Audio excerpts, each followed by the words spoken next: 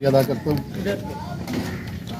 اور جہاں تک آپ کا سوال ہے اس میں میں سمجھتا ہوں کہ ملک کے حالات جس انداز میں تھے 4.25 سال کی جو حکومت انہوں نے کی ہے اس پہ جو ملک کا بیڑا غرق کیا اس کو سنبھالنے کے لیے ہم نے اپنی قیادت کو جو انہوں نے اپنی ریاست کے اوپر کوئی نہیں دی، میں سمجھتا ہوں کہ یہ آج کی ہماری حکومت جو ہے وہ پرانے 4 سالہ جو انہوں نے بیج بویا تھا اس بیج بونے سے جو خرابیاں ہوئی تھیں، آج پاکستان مسلم لیگ نون اور جتنی اتحادی جماعتیں ہیں وہ مرکز کے اندر ان کا سامنا کر رہی ہیں اور کوشش کر رہے ہیں کہ اللہ تبارک و تعالیٰ پاکستان کو جو کہتے تھے کہ ڈیفالٹ پہ جا رہا ہے، اللہ تعالیٰ کے فضل و کرم سے ہم نے اس کو پوری کوشش کی ہے کہ وہ بچ جائے۔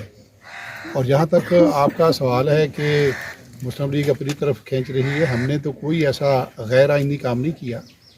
ہم نے 4.25 سال کے بعد اسمبلی کے اندر جو میں سمجھتا ہوں کہ پاکستان کی تاریخ میں پہلی مرتبہ عدم اعتماد ہوا وہ عمران خان کے خلاف تھا اور ووٹوں کے ساتھ۔ میں سمجھتا ہوں کہ جب 2018 آیا تھا، 2018 سے 13 سے 18 تک ہمیں جو چیلنجز تھے وہ آپ بھی جانتے ہیں۔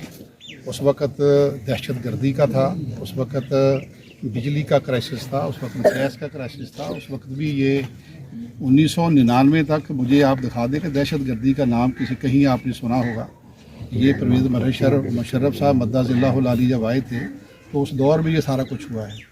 ہم نے 1999 کے اندر جب حکومت چھوڑی ہے، جب ہمیں انہوں نے اتارا ہے، اس وقت کے آپ حالات دیکھیں کیسے ہیں۔ میں سمجھتا ہوں کہ جتنی ڈیولپمنٹ پاکستان مسلم لیگ نون کے دور میں ہوئی ہے کبھی نہیں ہوئی ہوگی۔ جب آپ دیکھیں کہ ملک کے اندر موٹر ویز کے جال ہیں، NHA کے ذریعے پوری سڑکات جو ہیں وہ ہم نے بنائی ہیں، میٹرو ہم نے بنائی ہیں، اور اسی طریقے سے آپ کسی بھی علاقے میں چلے جائیں وہاں پہ اگر یونیورسٹیز بنائی ہیں تو پاکستان مسلم لیگ نون نے بنائی ہیں، اگر کالجز بنائے ہیں، اسکول بنائے ہیں، اور جتنی بھی آپ ترقیاتی باتیں کریں گے وہ تمام کی تمام اللہ تعالیٰ کے فضل و کرم سے پاکستان مسلم لیگ نون نے کی ہیں۔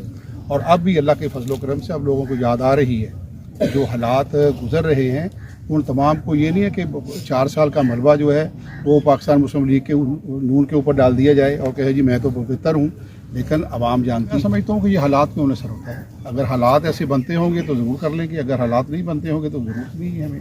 انشاءاللہ تعالیٰ پاکستان مسلم لیگ جو ہے وہ ایک سیٹ کے اوپر اپنے بندے کھڑے کرے گی اور انشاءاللہ اللہ کے فضل و کرم سے جیتیں گی۔ ابھی نہیں، ابھی تو آپ قبل اس وقت بات کر رہے ہیں، لیکن آصف معاویہ صاحب جو ہیں وہ ہمارے کینڈیڈیٹ ہیں۔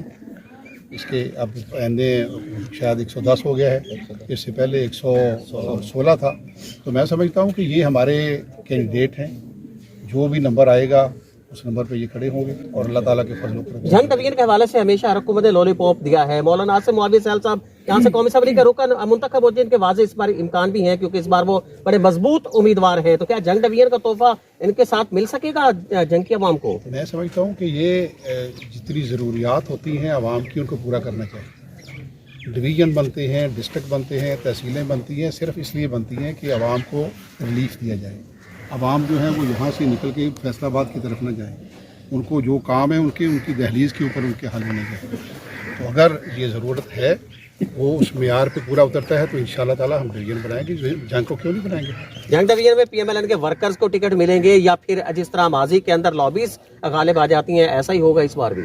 میں سمجھتا ہوں کہ یہ جنگ کا اپنا ایک رخ ہے کہ جب وہ لوگ بڑے سیانے ہیں یہاں کے تو وہ انشاءاللہ تعالیٰ مجھے لگتا ہے کہ اس مرتبہ، پچھلی دفعہ تو ہمارا ٹکٹ نہیں لیا تھا کسی نے، اس مرتبہ میں چونکہ ڈویژن کا صدر ہوں تو میرے پاس تو لائنیں لگی ہوئی ہیں، کریں گے انشاءاللہ تعالیٰ۔ میں یہی بتا رہا ہوں اب بہت زیادہ لائنیں لگی ہوئی ہیں کہ مجھے ٹکٹ دو، مجھے ٹکٹ دو۔